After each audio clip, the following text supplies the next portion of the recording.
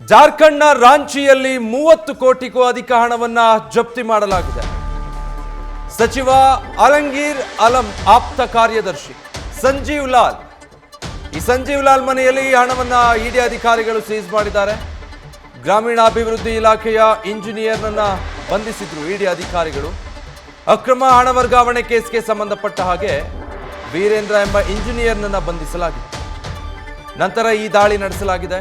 ಸಚಿವರ ಆಪ್ತನ ಮನೆಯಲ್ಲಿ 30 ಕೋಟಿಗೂ ಅಧಿಕ ಹಣ ಪತ್ತೆಯಾಗಿದೆ. ಇಂದು ಜಾರ್ಖಂಡ್ನ 6 ಸ್ಥಳಗಳಲ್ಲಿ ಇಡಿ ಇದ್ದಕ್ಕಿದ್ದ ಹಾಗೆ ದಾಳಿ ನಡೆಸಿರೋದು ಅಧಿಕಾರಿಗಳ ತಂಡ. ಈ ದಾಳಿ ವೇಳೆ ಆಪ್ತ ಕಾರ್ಯದರ್ಶಿಯ ಮನೆಯಲ್ಲಿ ಈ ರೀತಿ ಕೋಟಿ ಹಣ ಪತ್ತೆಯಾಗಿದೆ. ಅದೇ ದೃಶ್ಯಗಳು ನೀವೀಗ ಗಮನಿಸ್ತಾ ಇರುವಂಥದ್ದು. ಸಚಿವ ಅಲಂಗೀರ್ ಆಲಂ ಅವರ ಆಪ್ತನ ಮನೆಯಲ್ಲಿ ಸಂಜೀವ್ ಲಾಲ್ ಎಂಬ ಅವರ ಆಪ್ತ ಕಾರ್ಯದರ್ಶಿ ಮನೆಯಲ್ಲಿ ಈ ರೀತಿ ಬರೋಬ್ಬರಿ 30 ಕೋಟಿಗೂ ಅಧಿಕ ಹಣ ಪತ್ತೆಯಾಗಿರೋದು. ಇಡಿ ಅಧಿಕಾರಿಗಳು ಮೊದಲಿಗೆ ಇಂಜಿನಿಯರ್ ಓರ್ವನನ್ನ ಬಂಧಿಸಿ ವಿಚಾರಣೆ ನಡೆಸ್ತಾ ಇರ್ತಾರೆ. ಅಕ್ರಮ ಹಣ ವರ್ಗಾವಣೆ ಕೇಸ್ಗೆ ಸಂಬಂಧಪಟ್ಟಂತಹ ವಿಚಾರಣೆ ಅದಾಗಿರುತ್ತೆ. ಆ ಸಂದರ್ಭದಲ್ಲಿ ಲೀಡ್ ಸಿಕ್ಕಿನೋ ಏನೋ ಮಿನಿಸ್ಟರ್ರ ಈ ಪರ್ಸನಲ್ ಸೆಕ್ರೆಟರಿಯ ಮನೆ ಮೇಲೂ ಕೂಡ ಇಡಿ ಅಧಿಕಾರಿಗಳು ಇದ್ದಕ್ಕಿದ್ದ ಹಾಗೆ ದಾಳಿ ನಡೆಸಿದ್ದಾರೆ. ಒಟ್ಟು 6 ಕಡೆಗಳಲ್ಲಿ ಏಕಕಾಲದಲ್ಲಿ ಇವತ್ತು ಜಾರ್ಖಂಡ್ನ ರಾಂಚಿಯಲ್ಲಿ ಇಡಿ ಅಧಿಕಾರಿಗಳು ತಂಡ ರಚಿಸಿಕೊಂಡು ಈ ದಾಳಿ ನಡೆಸಿದ ಸಂದರ್ಭದಲ್ಲಿ ಸಂಜೀವ್ ಲಾಲ್ ಎಂಬ ಆತನ ಮನೆಯಲ್ಲಿ ಬರೋಬ್ಬರಿ 30 ಕೋಟಿಗೂ ಅಧಿಕ ಪ್ರಮಾಣದಲ್ಲಿ ನಗದು ಪತ್ತೆಯಾಗಿರೋದು. ಜಾರಿ ನಿರ್ದೇಶನಾಲಯ ಇವತ್ತು ಈ ಬೇಟೆಯನ್ನ ಆಡಿರೋದು. ರಾಂಚಿಯಲ್ಲಿ ಸಚಿವ ಅಲಂಗೀರ್ ಆಲಂರ ಆಪ್ತ ಕಾರ್ಯದರ್ಶಿ ಈತ ಸಂಜೀವ್ ಲಾಲ್ ಅಂತ, ಸಚಿವರ ಆಪ್ತ ಈತನ ಮನೆಯಲ್ಲೇ 30 ಕೋಟಿ ರೂಪಾಯಿ ಹಣ, 30 ಕೋಟಿಗೂ ಅಧಿಕ ಹಣ ಅಂತ ಹೇಳಲಾಗ್ತಾ ಇದೆ. ಸದ್ಯಕ್ಕೆ ತಿಳಿದು ಬರ್ತಾ ಇರುವಂತಹ ಮಾಹಿತಿಯ ಪ್ರಕಾರ ಗ್ರಾಮೀಣಾಭಿವೃದ್ಧಿ ಸಚಿವ ಅಲಂಗೀರ್ ಆಲಂರ ಆಪ್ತ ಕಾರ್ಯದರ್ಶಿ ಅಂತ ಗುರುತಿಸಿಕೊಂಡಿರುವ ಸಂಜೀವ್ ಲಾಲ್ ಮನೆಯಲ್ಲಿ ಇಡಿ ಅಧಿಕಾರಿಗಳು ದಾಳಿ ನಡೆಸಿ ಇಷ್ಟು ದೊಡ್ಡ ಪ್ರಮಾಣದಲ್ಲಿ ಅಲ್ಲಿ ಬೇಟೆಯಾಡಿದ್ದಾರೆ.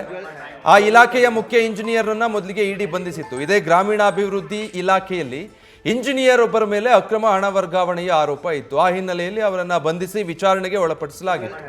ಅದೇ ತನಿಖೆಯನ್ನ ಮುಂದುವರೆದ ಭಾಗವಾಗಿ ಈ ದಾಳಿ ನಡೆಸಿರೋದು ಇಡಿ ಅಧಿಕಾರಿಗಳು.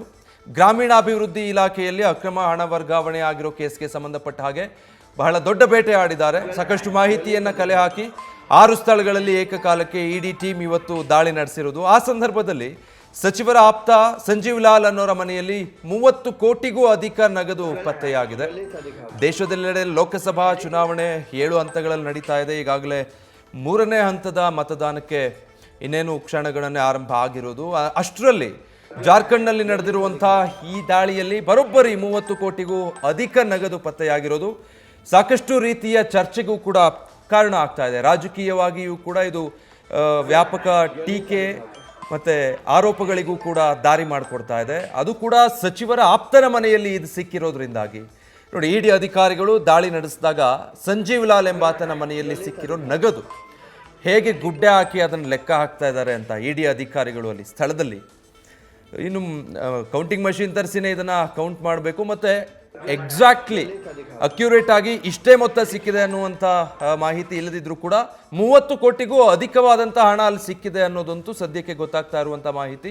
ರಾಶಿ ಹಣವನ್ನು ಇಡಿ ಅಧಿಕಾರಿಗಳು ಈ ದಾಳಿ ಸಂದರ್ಭದಲ್ಲಿ ಪತ್ತೆ ಹಚ್ಚಿದ್ದಾರೆ. ದೇಶದಾದ್ಯಂತ ಇಡಿ ಅಧಿಕಾರಿಗಳು ಆಕ್ಟಿವ್ ಆಗಿದ್ದು ಇಂಥ ಸಾಕಷ್ಟು ದಾಳಿಗಳು ಅಲ್ಲಲ್ಲಿ ನಡೀತಾ ಇದೆ. ಈಗ ಚುನಾವಣೆಯ ಸಮಯ ಆಗಿರೋದ್ರಿಂದ ಅದರಲ್ಲೂ ಅಂದರೆ ಇಡಿ ಅಧಿಕಾರಿಗಳು ಹೆಚ್ಚಾಗಿ ಈ ಅಕ್ರಮ ಹಣ ವರ್ಗಾವಣೆ ಕೇಸ್ ಇಂಥ ಪ್ರಕರಣಗಳಲ್ಲಿ ಈ ದಾಳಿಗಳನ್ನು ನಡೆಸ್ತಾರೆ. ಇದು ಕೂಡ ಅಂಥದ್ದೇ ಒಂದು ಪ್ರಕರಣ. ಅಲ್ಲಿನ ಗ್ರಾಮೀಣಾಭಿವೃದ್ಧಿ ಇಲಾಖೆಗೆ ಸಂಬಂಧಪಟ್ಟ ಹಾಗೆ ಸಚಿವರಾಗಿರುವಂಥ ಅಲಂಗೀರ್ ಆಲಂ ಅವರ ಆಪ್ತ ಕಾರ್ಯದರ್ಶಿ ಸಂಜೀವ್ ಲಾಲ್ ಮನೆಯಲ್ಲಿ ಈ ದಾಳಿ ನಡೆದಿರೋದು. ಸುಮಾರು 30 ಕೋಟಿಗೂ ಹೆಚ್ಚಿನ ಹಣವನ್ನು ಈ ದಾಳಿ ಸಂದರ್ಭದಲ್ಲಿ ಅಧಿಕಾರಿಗಳು ಪತ್ತೆ ಹಚ್ಚಿದ್ದಾರೆ. ಇಂಜಿನಿಯರ್ ಒಬ್ಬನ ಅಕ್ರಮವನ್ನು ಬಯಲಿಗೆಳೆಯೋದಕ್ಕೆ ಹೋಗಿ ಆ ಪ್ರಕರಣದ ಮುಂದುವರಿದ ತನಿಖೆ ಅಂತ ಸಾಗಿದಾಗ ಈ ಬೇರ್ ಸಿಕ್ಕಿರುವಂಥದ್ದು. ಇದೇ ಗ್ರಾಮೀಣಾಭಿವೃದ್ಧಿ ಇಲಾಖೆಯಲ್ಲಿ ಇಂಜಿನಿಯರ್ ಓರ್ವರ ಮೇಲೆ ಭ್ರಷ್ಟಾಚಾರದ ಆರೋಪ ಕೇಳಿ ಬರ್ತಾ ಇತ್ತು. ಅಕ್ರಮ ಹಣ ವರ್ಗಾವಣೆ ಮಾಡಿದ್ದಾರೆ, ಆ ವ್ಯವಹಾರದಲ್ಲಿ ತೊಡಗಿಸಿಕೊಂಡಿದ್ದಾರೆ ಅಂತ. ಈಗಾಗಲೇ ಇಡಿ ಆ ವಿಚಾರಣೆಯನ್ನು ನಡೆಸ್ತಾ ಇದೆ. ಆ ನಿಟ್ಟಿನಲ್ಲಿ ಇಂಜಿನಿಯರ್ ಅನ್ನ ಕೂಡ ಈಗಾಗಲೇ ಇಡಿ ವಶಕ್ಕೆ ಪಡೆದುಕೊಂಡು ಅರೆಸ್ಟ್ ಮಾಡಿದ್ದಾಗಿದೆ. ಅದೇ ಪ್ರಕರಣದ ಮುಂದುವರಿದ ತನಿಖೆ ಈಗ ಅವರ ಅದೇ ಇಲಾಖೆಯ ಸಚಿವರಿದ್ದಾರಲ್ಲ ಅಲಂಗೀರ್ ಆಲಂ ಅವರ ಆಪ್ತ ಕಾರ್ಯದರ್ಶಿ ಸಂಜೀವ್ ಲಾಲ್ ಮನೆಯಲ್ಲಿ ಇಷ್ಟು ದೊಡ್ಡ ಪ್ರಮಾಣದಲ್ಲಿ ಹಣ ಪತ್ತೆಯಾಗಿರೋದು ನಾನಾ ಚರ್ಚೆಗೆ ಕಾರಣ ಆಗ್ತಾ ಇದೆ. ಸಚಿವರೊಬ್ಬರ ಆಪ್ತನ ಮನೆಯಲ್ಲೇ 30 ಕೋಟಿಗೂ ಹೆಚ್ಚು ನಗದು ಪತ್ತೆಯಾಗತ್ತೆ ಅಂತ ಹೇಳಿದ್ರೆ ಎಷ್ಟು ಪ್ರಶ್ನೆಗಳು ಉದ್ಭವ ಆಗೋದಿಲ್ಲ. ಇದು ಹೇಗೆ ಸಾಧ್ಯ ಅಂತ. ಸಚಿವರ ಪರ್ಸನಲ್ ಸೆಕ್ರೆಟರಿ ಆಪ್ತ ಕಾರ್ಯದರ್ಶಿ ಆಗಿದ್ರೆ ಅವ್ರ ಮನೆಯಲ್ಲಿ 30 ಕೋಟಿಗೂ ಅಧಿಕ ನಗದು ಪತ್ತೆಯಾಗೋದು. ನೋಡಿ, ಆ ದೃಶ್ಯದಲ್ಲಿ ನೀವು ಗಮನಿಸಬಹುದು. ಇನ್ನೂ ಏನೇನೆಲ್ಲ ಬೆಲೆ ಬಾಳುವ ವಸ್ತುಗಳಿದೆಯೋ ದಾಖಲೆಗಳೆಲ್ಲವನ್ನು ಪರಿಶೀಲಿಸ್ತಾರೆ. ಚಿನ್ನ ಬೆಳ್ಳಿ ಎಷ್ಟಿದೆ ಎಲ್ಲವನ್ನೂ ಕೂಡ ತೂಗಿ ನೋಡ್ತಾರೆ, ಅಳೆದು ತೂಗಿ ಒಟ್ಟಾರೆ ಇದೆಲ್ಲ ಎಲ್ಲಿಂದ ಬಂತು, ಇದರ ಮೂಲ ಏನು ಎಲ್ಲದನ್ನು ಕೂಡ IT ಅಧಿಕಾರಿಗಳು ಪತ್ತೆ ಹಚ್ತಾರೆ. ಅದಾದಮೇಲೆ ಸಂಜೀವ್ ಲಾಲ್ನನ್ನು ಕೂಡ ಪ್ರಶ್ನೆ ಮಾಡ್ತಾರೆ. ಏಕಾಏಕಿ ದಾಳಿ ನಡೆಸಿರೋ ಸಂದರ್ಭದಲ್ಲಿ ಇದೆಲ್ಲವೂ ಕೂಡ ED ಅಧಿಕಾರಿಗಳು ಸೀಸ್ ಮಾಡಿರುವಂಥದ್ದು. ಇನ್ನೂ ಕೂಡ ಅಲ್ಲೇ ದಾಳಿ ಮುಂದುವರಿಸಿದ್ದಾರೆ. ಜೊತೆಗೆ ಇನ್ನೂ ಏನೇನೆಲ್ಲ ಸಿಗುತ್ತೆ ಅನ್ನುವಂಥದ್ರ ಪರಿಶೀಲನೆಯಲ್ಲೂ ಕೂಡ ಸದ್ಯ ED ಅಧಿಕಾರಿಗಳು ತೊಡಗಿಸಿಕೊಂಡಿದ್ದಾರೆ. ಈ ಪ್ರಕರಣದಲ್ಲಿ ಇವತ್ತು ಸರ್ಪ್ರೈಸ್ ಅನ್ನೋ ಹಾಗೆ ED ಅಧಿಕಾರಿಗಳು ದಾಳಿ ನಡೆಸಿರೋದು. ಜಾರ್ಖಂಡ್ನ ರಾಂಚಿಯ 6 ಕಡೆಗಳಲ್ಲಿ ED ಅಧಿಕಾರಿಗಳು ಇವತ್ತು ತಂಡವನ್ನು ರಚಿಸಿಕೊಂಡು ಈ ದಾಳಿ ನಡೆಸಿದ್ದಾರೆ. ಡೀಟೇಲ್ಸ್ ಕೊಡ್ತಾರೆ ನಮ್ಮ ಪ್ರತಿನಿಧಿ ಜಗದೀಶ್. ಜಗದೀಶ್, ಈಗ ಜಾರ್ಖಂಡ್ನ ರಾಂಚಿಯಲ್ಲಿ ನಡೆದಿರೋ ED ದಾಳಿ, ಸಚಿವರ ಆಪ್ತನ ಮನೆಯಲ್ಲಿ 30 ಕೋಟಿಗೂ ಅಧಿಕ ನಗದು ಸಿಕ್ಕಿರೋದು, ಏನೆಲ್ಲ ಡೀಟೇಲ್ಸ್ ಗೊತ್ತಾಗ್ತಾ ಇದೆ ಇದಕ್ಕೆ ಸಂಬಂಧಪಟ್ಟ ಹಾಗೆ? ಈಗ ಜಾರ್ಖಂಡ್ನ ರಾಂಚಿಯಲ್ಲಿ ಅತಿ ದೊಡ್ಡ ಮಟ್ಟದಲ್ಲಿ ಹಣವನ್ನ ಪತ್ತೆ ಹಚ್ಚಲಾಗಿದೆ ಅನ್ನುವಂತಹ ವಿಚಾರವನ್ನ ಈಗಾಗಲೇ ED ಅಧಿಕಾರಿಗಳು ಕೊಟ್ಟಿದ್ದಾರೆ. ಅದರ ಜೊತೆಗೆ ಪ್ರಮುಖವಾಗಿ ಈ ಒಂದು ಹಿನ್ನೆಲೆಯನ್ನು ನೋಡ್ತಾ ಹೋದ್ರೆ ಜಾರ್ಖಂಡ್ನಲ್ಲಿರುವಂತಹ ಸಚಿವ ರಾಂಚಿ ಮನೆಯಲ್ಲಿರುವಂತಹ ಸಚಿವರ ಕಾರ್ಯದರ್ಶಿ ಅವರ ಮನೆಯಲ್ಲಿ ಸಿಕ್ಕಿರುವಂತಹ ಹಣ ಆಲಂಗೀರ್ ಏನಂದ್ರೆ ಗ್ರಾಮೀಣಾಭಿವೃದ್ಧಿ ಸಚಿವರವರು ಅವರ ಕಾರ್ಯದರ್ಶಿ ಆಗಿರುವಂತವರು ಸಂಜೀವ್ ಲಾಲ್. ಆ ಸಂಜೀವ್ ಲಾಲ್ ಮನೆಯಲ್ಲಿ ಒಟ್ಟು 30 ಕೋಟಿ ರೂಪಾಯಿಗಳಷ್ಟು ಹಣ ಸಿಕ್ಕಿದೆ. ಆರಂಭಿಕ ಹಂತಗಳಲ್ಲಿ 20 ಕೋಟಿ ರೂಪಾಯಿಗಳಂತ ಆಯ್ತು. ಅದಾದ್ರೆ ನಂತರ ಹಣವನ್ನ ಕೌಂಟ್ ಮಾಡುವಂತಹ ಸಂದರ್ಭದಲ್ಲಿ ಈಗ ಸದ್ಯ 30 ಕೋಟಿ ರೂಪಾಯಿ ಹಣ ಸಿಕ್ಕಿದೆ ಅಂತ ಹೇಳಲಾಗ್ತಾ ಇದೆ. ಒಟ್ಟು 6 ಕಡೆಗೆ ದಾಳಿಯನ್ನ ಮಾಡಲಾಗಿರುವಂತದ್ದು. ಮತ್ತೆ ಅದ್ರ ಜೊತೆಗೆ ಕೇವಲ ಏನಂದ್ರೆ ಸಂಜೀವ್ ಲಾಲ್ ಮನೆಯಲ್ಲಿ ಮಾತ್ರ ಅಲ್ಲ, ಸಂಜೀವ್ ಲಾಲ್ ಮನೆಯಲ್ಲಿ ಕೆಲಸ ಮಾಡ್ತಿರ್ತಕ್ಕಂತಹ ವ್ಯಕ್ತಿಯ ಮನೆಯಲ್ಲೂ ಸಹಿತ ಹಣವನ್ನ ಸಿಕ್ಕಿದೆ ಅನ್ನುವಂತಹ ಮಾಹಿತಿಯನ್ನ ಕೊಟ್ಟಿದ್ದಾರೆ. ಮತ್ತೆ ಅದ್ರ ಜೊತೆಗೆ 2023ರಲ್ಲೇ ಇವರು ಏನಂದ್ರೆ ಈ ಸಚಿವರ ಜೊತೆಗೆ ಏನಂದ್ರೆ ಕಾರ್ಯದರ್ಶಿಯಾಗಿ ಸೇರಿರೋ ಸೇವೆಯನ್ನು ಸಲ್ಲಿಸೋದಕ್ಕೆ ಮುಂದಾಗ್ತಾರೆ. ಅವಾಗಿಂದನೂ ಸಹಿತ ಇವ್ರ ಮೇಲೆ ಬಹಳಷ್ಟು ದೊಡ್ಡ ಮಟ್ಟದಲ್ಲಿ ಅಕ್ರಮದ ಏನಂದ್ರೆ ಛಾಯೆ ಮೂಡಿರುತ್ತೆ. ಬಹಳಷ್ಟು ಕಡೆಗೆ ಏನಂದ್ರೆ ಅವರು ಅಕ್ರಮ ನಡೆಸಿದ್ದಾರೆ, ಹಣವನ್ನ ಏನಂದ್ರೆ ತೆಗೆದುಕೊಳ್ತಿದ್ದಾರೆ ಅನ್ನುವಂತಹ ಆರೋಪ ಇತ್ತು. ಹಾಗಾಗಿ ಈ ಹಿಂದೆ ಇವ್ರ ಮೇಲೆ ಅಂದ್ರೆ ಒಟ್ಟು 2 ಕೇಸ್ಗಳನ್ನ ದಾಖಲು ಮಾಡಲಾಗಿದೆ. ಆ 2 ಕೇಸ್ಗಳಲ್ಲೂ ಸಹಿತ ಅಂತಂದ್ರೆ ಅಕ್ರಮವಾಗಿ ಹಣವನ್ನ ಏನಂದ್ರೆ ಪಡಿಲಾಗ್ತಾ ಇದೆ ಅನ್ನುವಂಥದ್ದು, ಮತ್ತೆ ಈ ಕಾಂಟ್ರಾಕ್ಟರ್ಗಳ ಮೂಲಕವಾಗಿ ಹಣವನ್ನ ಪಡಿಲಾಗ್ತಾ ಇದೆ ಅನ್ನುವಂತಹ ವಿಚಾರವನ್ನ ಏನಂದ್ರೆ ಈ ಹಿಂದೆ 2023 ಫೆಬ್ರವರಿ ಏನಂದ್ರೆ 28ನೇ ತಾರೀಕಿನಂದು ಅವ್ರ ಮೇಲೆ ಏನಂದ್ರೆ ಪ್ರಕರಣ ದಾಖಲಾಗುತ್ತೆ. ಆದ್ರೆ ಇನ್ನೂವರೆಗೂ ಸಹಿತ ಅವ್ರ ಮೇಲೆ ಯಾವುದೇ ಕಾರಣಕ್ಕೂ ಸಹಿತ ಕ್ರಮವನ್ನ ಕೈಗೊಳ್ಳೋದಿಲ್ಲ, ಮತ್ತೆ ಡಿಪಾರ್ಟ್ಮೆಂಟ್ ಎನ್ಕ್ವೈರಿಯನ್ನ ಸಹಿತ ಕರೆಯಲಾಗಿಲ್ಲ. ಮತ್ತೆ ಅದರ ಜೊತೆಗೆ ಈ ಒಂದು ಅಂದ್ರೆ ದಾಳಿಯ ಸಂದರ್ಭದಲ್ಲಿ ಕೇವಲ ಹಣ ಮಾತ್ರ ಅಲ್ಲ, ಬಹಳಷ್ಟು ದಾಖಲೆಗಳಿರುವಂತದ್ದು ಮತ್ತೆ ಬಹಳಷ್ಟು ಟ್ರಾನ್ಸಾಕ್ಷನ್ ಮಾಡಿರ್ತಕ್ಕಂತಹ ಪೆನ್ ಡ್ರೈವ್ ಸಿಕ್ಕಿದೆ ಅಂತ ಮಾಹಿತಿ ಸಿಗ್ತಾ ಇದೆ. ಅಂದ್ರೆ ಆ ಪೆನ್ ಡ್ರೈವ್ ನಲ್ಲಿ ಯಾರಿಗೆಲ್ಲ ಹಣವನ್ನ ವರ್ಗಾವಣೆ ಮಾಡಲಾಗಿದೆ, ಯಾರಿಂದ ಹಣವನ್ನ ಪಡೆಯಲಾಗಿದೆ, ಮತ್ತೆ ಯಾವ್ಯಾವ ಕಾಂಟ್ರಾಕ್ಟ್ ನಲ್ಲಿ ಹಣವನ್ನ ಪಡೆಯಲಾಗಿದೆ ಅನ್ನುವಂತಹ ವಿಚಾರಕ್ಕೆ ಸಂಬಂಧಪಟ್ಟ ಹಾಗೆ ಲ್ಯಾಪ್ಟಾಪ್ ಮತ್ತೆ ಪೆನ್ ಡ್ರೈವ್ ನಲ್ಲೂ ಸಹಿತ ಬಹಳಷ್ಟು ದಾಖಲೆಗಳಿದಾವೆ ಅನ್ನುವಂತಹ ಮಾಹಿತಿ. ಕೇವಲ ಹಣ ಮಾತ್ರ ಅಲ್ಲ, ಹಣದ ಜೊತೆಗೆ ದಾಖಲೆಗಳನ್ನ ಸಹಿತ ವಶಪಡಿಸಿಕೊಳ್ಳುವಂತಹ ಕೆಲಸವನ್ನ ED ಅಧಿಕಾರಿಗಳು ಮಾಡಿದ್ದಾರೆ.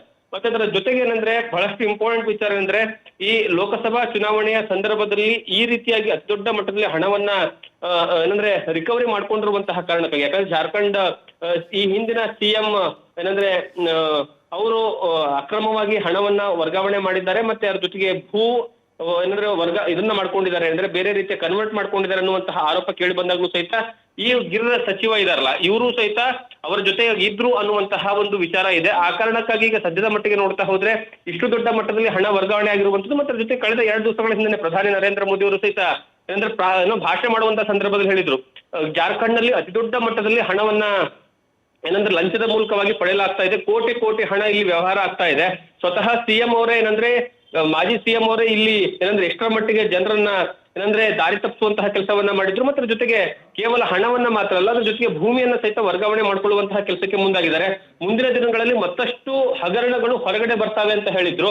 ಆ ಪ್ರಧಾನಮಂತ್ರಿ ಹೇಳಿಕೆ ಕೊಟ್ಟ ಕೇವಲ 3 ದಿವಸಗಳಲ್ಲಿ ಇಷ್ಟು ದೊಡ್ಡ ಮಟ್ಟದಲ್ಲಿ ಹಣ ಸಿಕ್ಕಿರುವಂತದ್ದು ಒಂದು ರೀತಿ ಅದಕ್ಕೆ ಪುಷ್ಟಿ ಕೊಡೋ ರೀತಿಯಲ್ಲಿ ಇದೆ. ಮತ್ತೆ ಇದ್ರ ಜೊತೆಗೆ ಇನ್ನೂವರೆಗೂ ಸಹಿತ ED ಅಧಿಕಾರಿಗಳು ಏನಂದ್ರೆ ಯಥಾವತ್ತಾಗಿ ಏನಂದ್ರೆ ಎನ್ಕ್ವೈರಿ ನಡೆಸ್ತಾ ಇದ್ದಾರೆ. ಮತ್ತೆ ಜೊತೆಗೆ ಈ ಒಂದು ಕಾರ್ಯಾಚರಣೆ ಮುಂದುವರಿಯುತ್ತೆ ಅನ್ನುವಂತಹ ಮಾಹಿತಿ ಕೊಡ್ತಾ ಇರುವಂತದ್ದು. Vijay, thank you Jagadish. News first ನಿರ್ಭೀತಿಯಿಂದ ನಿಮ್ಮ ಪರವಾಗಿ.